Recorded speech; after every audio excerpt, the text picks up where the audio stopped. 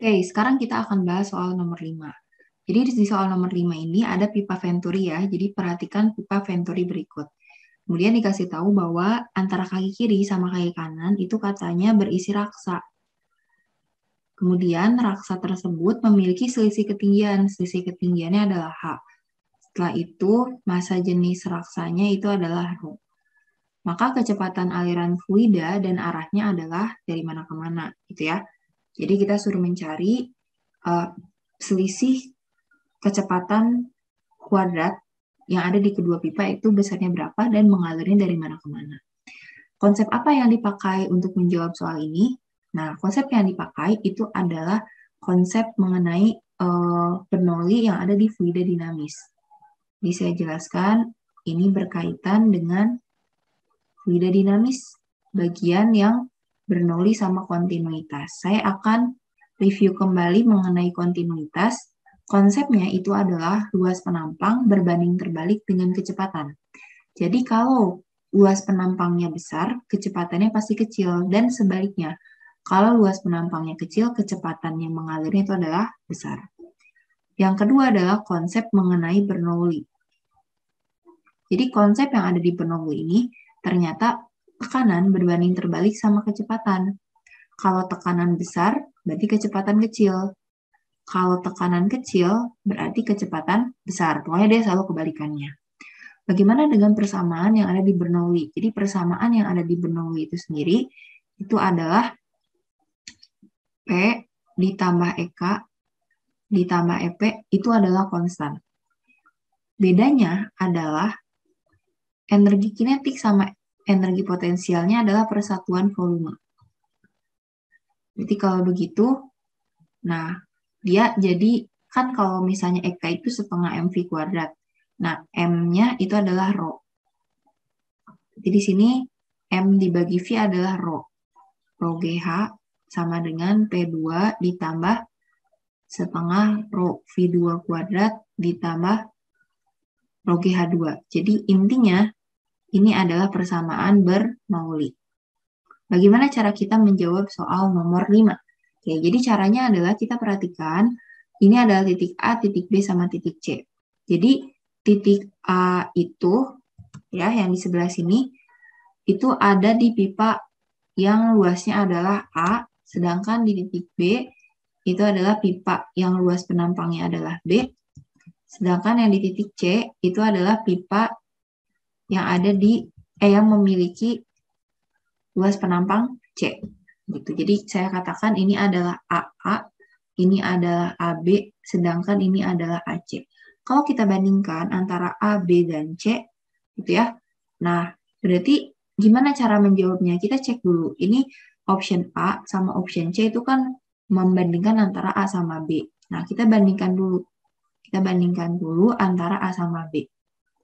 AA sama AB ternyata lebih gede A. Jadi luas penampang A lebih gede. Maka VA kalau begitu lebih kecil daripada VB. Kalau VA-nya lebih kecil daripada VB, berarti otomatis VB lebih gede. Maka pasti persamaannya VB kuadrat min VA kuadrat dong. Sehingga kalau ditulisnya VA min VB itu kurang tepat. Jadi ini ada kemungkinan benar. Selanjutnya, kita bandingkan antara A sama C. Nah, A sama C itu luas penampangnya sama. Kalau luas penampangnya sama, V-nya juga bakal sama. Sehingga kalau kita selisihkan, itu pasti 0 hasilnya. Berarti tidak mungkin. Berarti sekarang yang ketiga itu adalah bandingkan antara B dan C. AB lebih kecil ya daripada C. Berarti VB-nya lebih gede daripada VC. Kalau VB-nya lebih gede daripada VC, berarti mungkin ditulis VB kuadrat min VC kuadrat. Sehingga option D sama E juga benar. Nah, kita tinggal eliminasi. Apakah C, D, atau E? Caranya adalah seperti ini. Kalau misalnya kita meninjau titik A sama titik B, nah, dibandingkan dengan titik B sama titik C, nah masalahnya di sini harus ada sama dengan indikator H ya. Sedangkan H itu adalah selisih ketinggian kaki kiri yang merupakan luas penampangnya adalah pipa B, dan kaki kanan yang luas penampangnya adalah sama kayak pipa C. Berarti kita harus menghubungkan titik B sama titik C, bukan titik A sama titik B. Berarti ini kita eliminasi. Nah, Tinggal kita tentukan mengalirnya apakah dari B ke C atau dari C ke B. Untuk menentukan dia itu mengalir dari mana ke mana, itu kita bandingkan tekanannya. Nah, kita bandingkan tekanan. Kita tadi udah dapat ya, kalau VB itu katanya kan dari sini nih, itu lebih gede daripada VC. Nah, di Bernoulli, kecepatan sama tekanan berbanding terbalik, berarti PB lebih kecil daripada PC. Otomatis kalau begitu PC yang lebih gede daripada PB. Sehingga tekanan itu selalu mengalir dari tekanan yang tinggi, jadi fluida mengalir dari tekanan tinggi ke tekanan yang rendah. Otomatis karena PC-nya lebih gede daripada PB, fluidanya bakal mengalir dari C ke B. Nah, gitu ya. Jadi jawabannya adalah E. Bu, saya mau membuktikan, gitu ya. Membuktikan apa? Gimana caranya VB min VC itu adalah 2H per Rho. Oke. Nah, kita gunakan saja persamaan Bernoulli. Kan ini ya, persamaan Bernoulli-nya. Karena kita meninjau titik B dan C, titik B sama C itu ada pada satu garis yang sama kan. Maka Rho GH-nya kita coret. Jadi kalau kita di sini PB ditambah setengah Rho VB kuadrat ditambah Rho GHB sama dengan PC ditambah setengah Rho VC kuadrat tambah Rho GHC. Nah, karena B sama C itu segaris, maka ini bisa kita coret. Terus karena kita tahu PC itu lebih gede daripada PB, maka ini kita buat PC min PB. Ini kita pindah ke sini, PC min PB. Nah, terus udah gitu di sini setengah Rho VC kuadratnya kita pindah ruas. Setengah Rho VB kuadrat dikurang setengah Rho VC kuadrat. Kita keluarkan setengah Rho VB kuadrat min VC kuadrat itu adalah PC min PB. Nah, PC min PB ini itu sama dengan Rho GH, gitu ya. Hari ini saya langsung ganti aja. Jadi PC dikurang PB itu dia sama dengan perbedaan ketinggian antara raksa 1 sama raksa 2 di titik 1 sama di titik 2 gitu ya, di titik B sama di titik C gitu perbedaan ketinggiannya. Nah, perbedaan ketinggian kan biasanya Rho GH tuh PC min PB. Nah, kalau misalnya dia itu diisinya dengan raksa, selisih ketinggiannya itu sama dengan tinggi raksanya sendiri. Maka PC min PB-nya adalah H.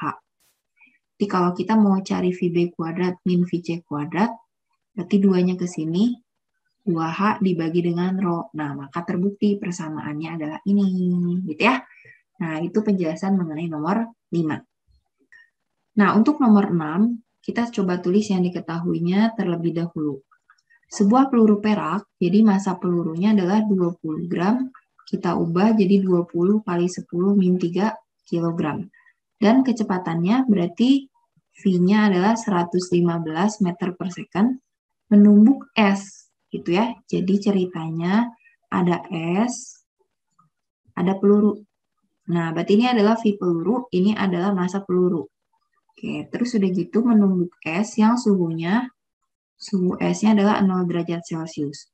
Peluru berhenti dan tertanam di dalam es. Dianggap semua perubahan energi dalam terjadi pada peluru. Dikasih tahu bahwa kalau jenis perak si punyanya perunggu, berarti C perunggu itu adalah 230 Joule per kilogram derajat Celcius.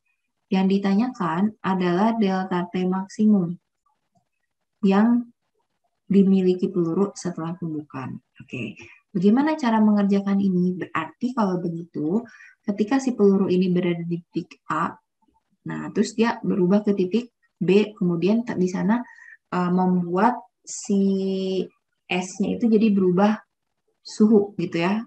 Atau misalnya perubahan suhu asalnya peluru karena dia ketemu sama es, maka dia akan berubah juga suhunya. Oke. Nah, karena di sini yang diminta adalah perubahan suhunya si peluru. Nah, berarti kita fokusnya ke peluru. Jadi si peluru itu nanti berkurang atau bertambah. Kan ibaratnya es itu bakal dingin ya. Berarti kalau misalnya peluru yang suhunya biasa aja ketemu yang dingin, otomatis jawabannya pasti berkurang. Ya, karena kita ketemu yang dingin. Jadi jawabannya antara A dan B. Tinggal kita menghitung bagaimana cara mencarinya.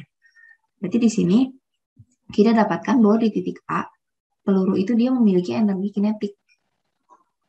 Ya, berarti energi kinetiknya berubah menjadi kalor. Gitu. Jadi di sini ada perubahan energi antara energi kinetik sama kalor. Energi kinetiknya adalah setengah mv kuadrat, kalornya adalah mc delta T. Oke, jadi dengan V 115 ini, delta T-nya berapa sih? Gitu ya. Ingat, ini adalah M peluru, kemudian ini M-nya siapa? Gitu.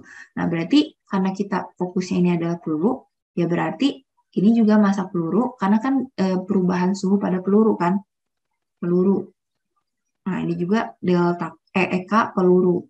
Maka masanya juga adalah massa peluru. C peluru, delta P peluru.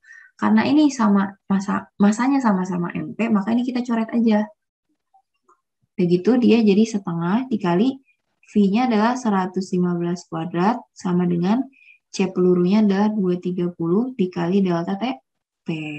Sehingga setelah kita hitung-hitung, jawabannya adalah 28,75 derajat Celcius. Oh ya, sorry, tadi saya bilang kan dia berkurang ya. Nah, jawabannya itu adalah bertambah. Nah, jadi jawabannya yang benar itu adalah D.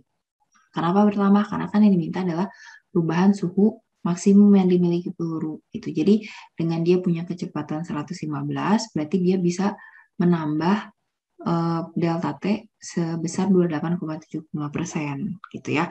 Pokoknya dia kan yang diminta adalah setelah tumbukan. Jadi kan karena dia itu tertanam di dalam es kan jadinya dingin. Nanti setelah dia tumbukan, berarti kalau begitu dia akan bertambah suhunya gitu ya. Jadi karena dia tertanam sama es jadinya dingin, nah nanti setelah tumbukan dia otomatis akan bertambah suhunya. Nah dengan kecepatan segitu berarti akan berapa bertambah suhunya. Nah gitu. Jadi jawabannya adalah bertambah bukan berkurang ya. Sip. Di jawabannya adalah dodol. Di soal nomor 7, kita coba tulis yang diketahui. Dalam dua siklusnya, sebuah mesin ril menyerap kalor dari reservoir T1 sebanyak, jadi katanya pada saat suhunya T1, berarti Q1-nya adalah 1500 Joule. Kalor yang dibuang ke reservoir yang lebih dingin T2, berarti Q2-nya adalah 750 Joule. Ini yang diketahui. Yang ditanyakan adalah persamaan T1 min T2 dibagi dengan T1, itu berapa hasilnya? Berarti ini adalah konsep mengenai mesin Carnot. Jadi di mesin Carnot sendiri, nanti dia berlaku bahwa efisiensinya itu adalah W dibagi Q1 dikali 100%. W-nya itu adalah Q1 min Q2 per Q1 dikali 100%.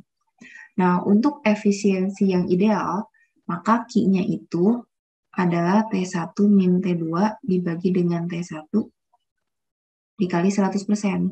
Begitu ya. Nah, perlu dipahami kapan kita menggunakan persamaan yang ke-1, persamaan yang kedua, sama persamaan yang ketiga. Kapan kita pakainya?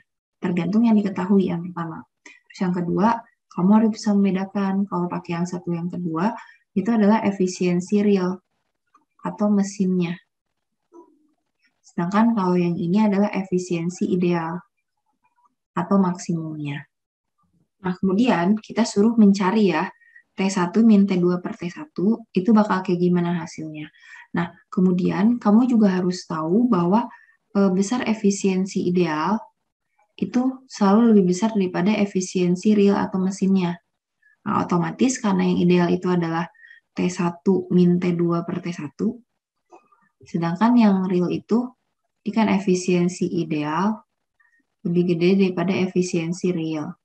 Nah, efisiensi realnya adalah Q1 min Q2 per Q1. Kenapa pakai yang ini? Karena di sini kita dapat data Q1 dan Q2. Jadi kalau begitu T1 min T2 per T1 itu lebih besar dari Q1-nya kita masukin 1500, Q2-nya 750, Q1-nya adalah 1500. Berarti T1 min T2 per T1 sama dengan, lebih besar dari, maksudnya ya, 750 per 1500. Atau kalau kita perkecil, jadi 1/2. Nah, kesimpulannya berarti T1 min T2 per T1 itu besarnya lebih gede daripada 1/2. Ya udah, berarti jawaban yang benarnya adalah bebek. Oke, kita sekarang bahas nomor 8. Sebuah kawat persegi, jadi ini ada kawat persegi ditempatkan di dekat kawat lurus. Jadi ada kawat persegi sama kawat lurus. Apabila arus listrik I pada waktu kawat lurus mengalir ke kanan, oke, jadi intinya ini tuh I-nya arahnya ke kanan, maka berapakah arus listrik induksi pada kawat persegi ketika digerakkan dengan kecepatan V mendekati kawat lurus, gitu ya. Jadi ceritanya ketika si kawat persegi ini didekatkan ke kawat yang panjang, nah maka berapakah arus listrik induksi? Berarti ini adalah konsep induksi elektromagnetik. Elektromagnetik. Di mana? Nah, konsep induksi elektromagnetik ini ketika dia itu kan intinya di induksi elektromagnetik ini kan ada konsep mengenai flux ya. B dikali dengan A. Jadi ketika misalnya B-nya, BA cos theta sebetulnya dia. B-nya atau A-nya atau theta-nya itu berubah, pasti fluxnya berubah. Dan ternyata perubahan flux tiap satuan waktu itu mengakibatkan GGL induksi. Nah, di sini ditambahin min N. Itu ketika ada GGL induksi, ini namanya GGL induksi, jelek. Induksi, maka akan timbul arus induksi. Gitu ya. Jadi GGL induksi akan ada arus induksi. Yang ditanyakan adalah arus listrik induksi pada kawat persegi ini. Nah, jadi artinya kawat persegi ini dia nggak punya arus asalnya. Nah, tetapi karena dia ada di dekat kawat lurus berarus, nah udah gitu didekatkan, nah berarti nanti dia akan timbul arus listrik induksi. Nah, bagaimana menentukan arahnya? Nah, arahnya itu adalah ketika misalnya si ini kan nggak ada apa-apa ya. Ketika misalkan digerakkan mendekati, nah maka nanti B sumber sama B induksi itu bakal berlawanan arah. Tuh, atau I sumber berlawanan arah I induksinya. Sedangkan ketika dia digerakkan menjauhi, itu kebalikannya gitu ya, bahwa B sumber itu dia searah sama B induksi. Oke, atau I sumber searah I induksi. Kenapa harus seperti itu? Karena katanya di sini berdasarkan hukum Faraday, Lenz, itu bahwa arah si GGL induksi sama arus induksi itu pokoknya harus melawan perubahan flux di situ. Oke, jadi ketika misalnya di sini kan yang diminta di sini ketika si kawatnya itu digerakkan mendekati kan. Jadi ketika kawatnya digerakkan mendekati, nah di sini ada B sumber, ada B induksi. Mana B sumbernya? B sumbernya itu adalah kawat. Berarti ketika ini kita gunakan kaidah tangan kanan, gitu ya. Di mana jempolnya itu adalah I, 4 jarinya adalah B. Berarti di daerah sekitar atas kawat akan timbul medan magnet arahnya keluar ya. Jadi di sini, di daerah sini akan timbul B arahnya keluar. Gitu. Berarti ini yang dinamakan dengan B sumber. Nah, karena dia digerakkan mendekati, B sumber itu dia akan berlawanan dengan B induksi. Berarti kalau B sumbernya keluar, B induksinya itu masuk. Nah, kita gunakan kaidah tangan kanan. Ketika B-nya itu masuk, maka kalau begitu I-nya adalah ke sini ya. Nah, ini adalah arah arus induksinya, yaitu searah jarum jam. Atau kan I sumber sama I induksinya berlawanan. Jadi ini kan I sumber nih. Nah, I induksinya berarti ya kalau ini I sumbernya ke kanan, berarti I induksinya adalah ke kiri. Gitu. Berarti ini arahnya kalau ini ke kiri berarti ngikutin. Berarti arah arus induksinya itu adalah searah jarum jam. Berarti antara A dan B.